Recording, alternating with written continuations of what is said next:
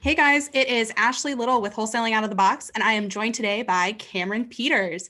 And we are here to tell you, well, mostly Cam is here to tell you about our new role-playing call events. We are super excited about this. We've been doing it in our meetings for a while, and people give a lot of really good feedback about how much it helps them. So we've decided to make some events for it that are strictly just role-playing. So Cam, why don't you go ahead and tell us a little bit about them? Yeah. Hey guys, Cameron Peters, Wholesaling Out of the Box, Full Circle Investment Group. I'm here to talk to you about the role playing that we're moving to, the role playing events that we're creating, starting up here in a few weeks. And I don't know, I guess I should ask Ashley when we're going to record or when we're recording this, when it's going to air, but it'll be coming out soon. We'll just put it that way. And we've always said, or at least I've always said, you can do everything right? You can have all your systems in place, you have your marketing in place. You can have your leads set up, your calls set up. You can have everything ready to go.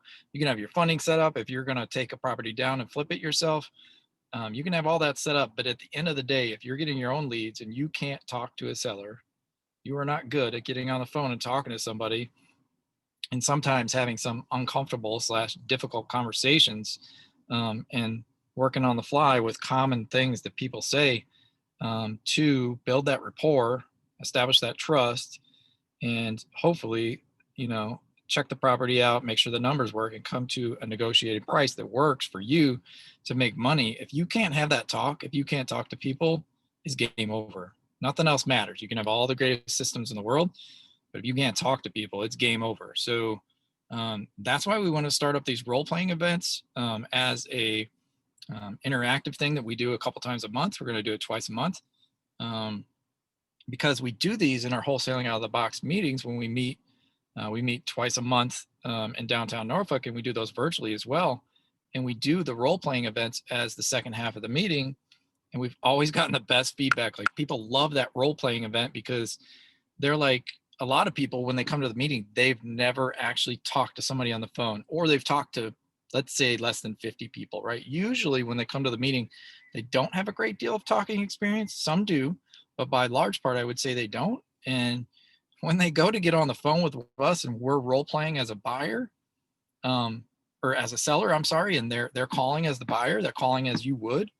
Um, it's easier said than done, right? You can think you know what to say, but when somebody comes out of left field and the things that we introduce are the things that we've gathered on our recorded phone calls for years, so it's all things that really happen. People find that they're like, whoa, like, I need some practice. I need some help with this. And the whole role playing, of course, practice like you play sort of thing, is that go ahead and do that practice. So when you get on the phone with the seller, it can be a little bit easier. You can be a little bit more prepared. You're still going to have to learn with the sellers, but this is a great way to get started. So I would say that's an overview of the program. Um, and I'll shut up just for a second to see if Ashley had any other ideas, what we were going to talk about specifically. Um, yeah, I mean, we did you talk about kind of the dates and the price? Why don't we, even if you did, let's say those again. Yep, sure. I just want to see if I missed anything so far. But like I said, we're going to do these twice a month, and we're going to do them on the first and the third Tuesday of the month from 6 to 7 p.m. So hopefully that'll maximize the time that a lot of folks, I know, when they get into the wholesaling game or even the flipping game and they're talking to sellers, not only is 6 to 7 p.m., in the evening hours, we find the best time to catch people because most people work, and they're either, even if they're working from home now, they're not answering the phone during the day, so they're answering the phone during the evening. So we expect that also of, those that want to join us for these calls, that hopefully that 6 to 7 p.m. time will work great for you. And we're going to sell tickets for these at $47, for a session, and only 6 people per call. And the reason we're looking to do that is not to constrain it and only, limit the amount of tickets. We need to limit the amount of tickets because we need to have quality time to go through this within an hour. And honestly, it might go a little bit longer depending on your host, depending on how good everything's going, because we honestly want to help you guys. But the reason that we're structuring that at 6 people per call is because we're going to have 5 minutes for a call. So if your name's Joe, right, you're going to have 5 minutes where you're on a call with me or whoever is the host, and you're role playing, and we're going back and forth, and everybody else is listening. And then we're going to have 5 minutes of feedback on the backside for Joe from me and from everybody else listening to see what everybody else heard. Because, we'll all tell you, we're not the smartest people in the room. Other people will hear certain things, and hopefully we can help you build on how you can improve. So that 60 minutes, 5 minutes, 5 minutes, 5 minutes, it should add up to have enough time to where we can have enough one-on-one attention with each person and how they talk, and get through it, and give some good feedback, and hopefully help you get on the phone and work toward that first deal. Yeah, that's a really good explanation. Cam, what are your favorite parts about these role-playing things that we do? I think that, like I said, we put out the real scenarios to where when you call and somebody says, yeah, how'd you get my number? That's my mom's house. She just died. A lot of people might not expect that when they first start wanting to talk to sellers and start to get into the wholesaling business. A lot of people might not expect that. Or, there's common ones. How the hell did you get my phone number? And how do you pivot from that to turn the conversation back around to be constructive, establish rapport, let them know why you're there, and move forward. I think, to answer the question, my favorite part is watching people's reactions, because when we do the role playing, we will do it the same way. So when we do the role playing in our meetings, we have the people not face each other. So we're usually sitting in chairs or standing or whatever. We have them not face each other, and the point of that is, when you talk to somebody, you don't see their body language. As I'm doing all kinds of body language, right? You don't see their body language. So we'll do it the same way in these role playing sessions, where, again, if you're Joe, right, I'm going to ask Joe to turn off his camera, and I'm going to turn off my camera, so we can't see each other, so we can't see the body language. But my favorite part is, in the room, of course, all those other people, they're going to see, you know what I mean? I guess in the room, you're going to see the body language, you're going to hear it. In these sessions, obviously, we're not going to be able to see each other, but you're going to be able to hear in the tone when Joe gets uncomfortable, and see how Joe pivots, right? And it's just as real as can be, because on the other end of that phone, when you're on a real call, the seller hears if you're uncomfortable. The seller can hear if you weren't ready for that question, you didn't know how to answer that question. And that essentially is going to lead the seller to think that, does this guy even know what he's doing? Does this lady, does she have a clue? Like, I asked her where she got my phone number, and she's like, well, I get this website, and well, I get the number, and then I put it in my system, and then you know what I mean? If it's a really strange response as it comes out of your mouth, and we hear that in the group, we're gonna be like, Joe, the way you explain that, look, I think you could do better, and maybe here's how, right? And you want to respond the same way every time, because there are certain questions that come up over and over and over again in the calls that just need to be like, oh yeah, 10 people have asked me that today. Honestly, it's one of the most frequently asked questions. So let me explain to you how I got your phone number. And when you do that with confidence, you're going to build that rapport, and you're going to move to the next stage of the call. Does that make sense? Yeah, it does. And I'll say some of my favorite parts of it too are when you're doing it and you say something that is like poking at someone else, or someone breaks because suddenly, yeah, I've done this before where I'm like, yeah, I have a broken leg. I fell getting, and Cam or whoever is like, how'd you break it? And I'm like, I fell getting off of a roller coaster. And then everyone just sort of laughs because no one's really sure what's happening, including the people that are involved in the phone call. Yep. Yeah, but I mean, that's the point, is throwing out things to kind of shock you, to prep you for that so that you're ready for anything. Yeah, for sure. Because people say that, you know what I mean? You get on the phone with people, and they're like, but yeah, this isn't really the best time. My dog just threw up all over the house. Whoa, whoa, whoa. Oh, hey, sorry. Okay. You know what I mean? Maybe it's not the best time.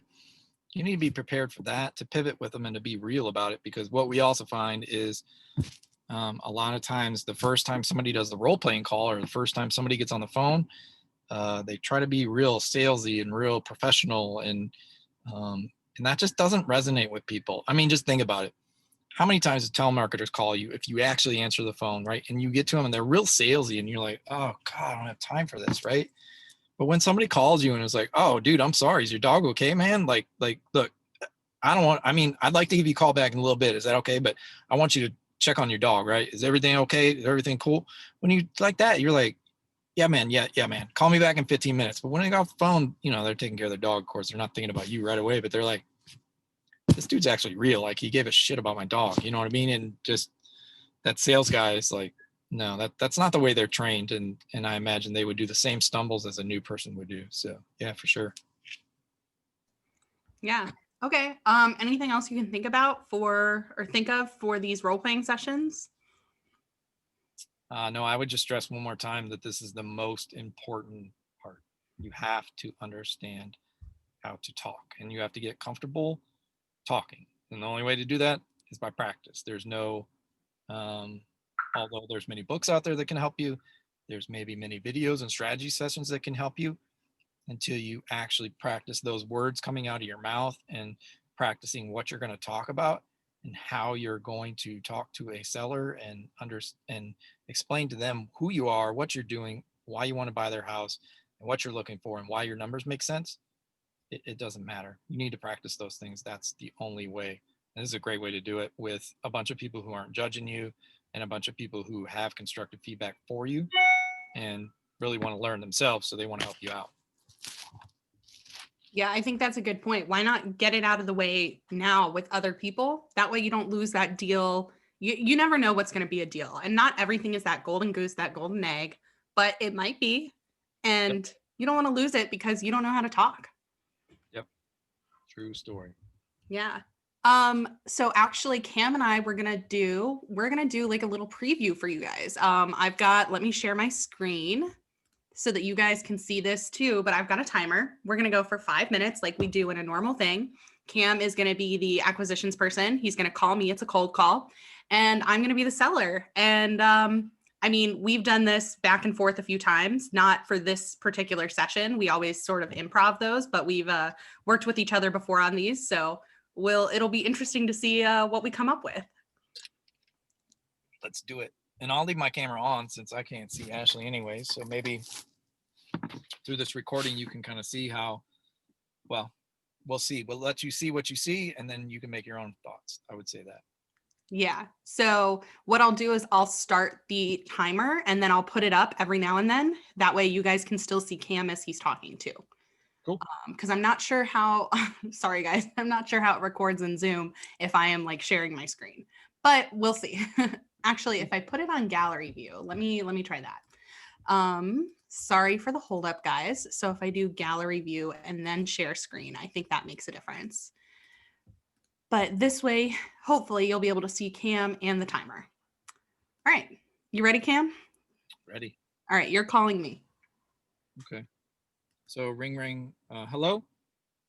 Hello? Oh, hey, how are you? My name's Cameron Peters. I was giving you a call here to talk to you about, well, honestly, I hope I don't have the wrong number, but I was looking to talk to you about 123 Main Street. Are you familiar with that? Yes. Okay. I was actually calling today. I was wanting to know if you were interested in selling it. Why would you just call and ask that? Oh, yep. Sorry. I didn't mean to catch you out of the blue there. Honestly, I'm just glad I got the right phone number, because sometimes, we get these phone numbers, sometimes they're not right. So yeah, I'm a local guy, buy houses in the area. So not a real estate agent, not a realtor, but a local guy buying houses. We buy a few a month, and we look to put some money into it and fix and flip them, if you will. If you watch those HGTV shows. So honestly, I have no idea why you might be selling. People sell for a lot of different reasons. Just wanted to ask you the question and see if you might be interested in that. Well, then how do you know I can say yes that I know about this house, but maybe I don't. And maybe I'm just gonna, I don't know, try to sell it and get the money myself. How do you know that I'm the right owner? I got it. So I appreciate it. You want to validate, or you want to know how I can validate that you're the right person, right? So I mean, I would say I don't really dig into deep to that in the beginning. I'll be honest, I've been doing this for years and I haven't come across too many people that are, trying to sell somebody else's house. But even if we did get that far down the road to where you weren't actually the right person to be talking to, we're going to verify that with some IDs, and the sale will be notarized and everything. So if this isn't your house, I apologize. I'd still like to talk to you if you have a house to sale, but I promise you nothing fraudulent's going on. So then how did you get my number? Oh, sure. So we use I get that question all the time, honestly, like 10 times a day, but we use a third-party service. It's a national company. And basically what it does, it gives us phone numbers that are tied to names and addresses. And so at the beginning of the call, that's why I'm always like, hey, honestly, I hope I don't have the wrong number, because honestly, about 20% of the time I do. So I'm just happy that I'm talking to you. Does that make sense? Yeah, I guess it does. So then why do you want to buy my house? So we've been doing a lot of work in that area, and it fits criteria that we're looking for. It looks like I have it pulled up here, and just to make sure we're talking about the right house, right? It's 123 Main Street, little brick rancher, and it's got looks like some pink shutters on it. Is that right? Yeah, that's right. That was my grandma's house. Oh, nice. She Did loved pink. she like the pink? Is Yeah. it all pinked out inside? That's what I'm wondering. A little bit. Yeah. Okay. Okay, cool. Well, so your grandma's house, were you guys looking to sell that? Maybe sometimes I know as folks get a little bit older, sometimes the family sells the house. Were you guys looking to sell that, or am I off base? Yeah, I mean, we're thinking about it. She passed a couple months ago, and I don't know. We're still trying to decide what to do. Oh, okay. I'm so sorry. I didn't know that part. I actually lost my granddad last year, so I know how that is. So I don't know. Maybe this isn't the best time to talk about it. I mean, I'll leave that up to you. I don't want to. Sometimes I know I've talked to a lot of families, right? I know that there's a certain time when you come to a point where you're ready to do something about the estate. Maybe this isn't the time. I mean, what are your thoughts there? I mean, we can talk about it. If we get the right offer, I think everyone would be ready to sell. Okay. Okay. Well, let me ask you this too, just so I don't have to go down a long list of everything that needs to be done to the house. Would you say it needs some updates and some repairs? Yeah, probably. Okay.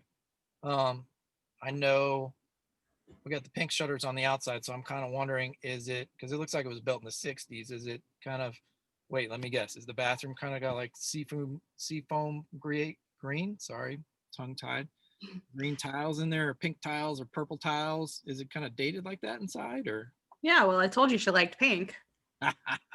That's awesome. My grandma used to have a purple bathroom, like no joke. I still have pictures of this place, and anybody that comes through and sees it, they're gonna be like, "Whoa, purple tiles." But anyways, back to the house. I guess I'd like to run through it and maybe ask you some questions, like specifically about the house. Is you got just a few minutes to do that?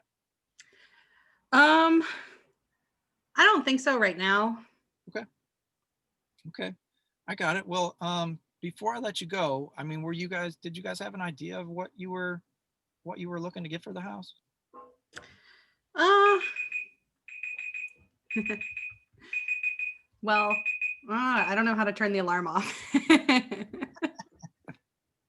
Well, that was the 5-minute clock, guys. So you got some really good stuff there, I think, before we got into the meat of it. But hey, that's what those classes are for, to start getting into the meat of it. And that's what we'll do too, is we'll kind of go through the process. So the first calls are going to be more cold calls. And then the middle two are going to be like, warmer calls. And then the final two are going to be hotter calls. Like maybe we're actually getting into negotiations for those. So that's something to look forward to. Real quick, Cam, do you have any comments about the call, things you want to point out that you or I brought up?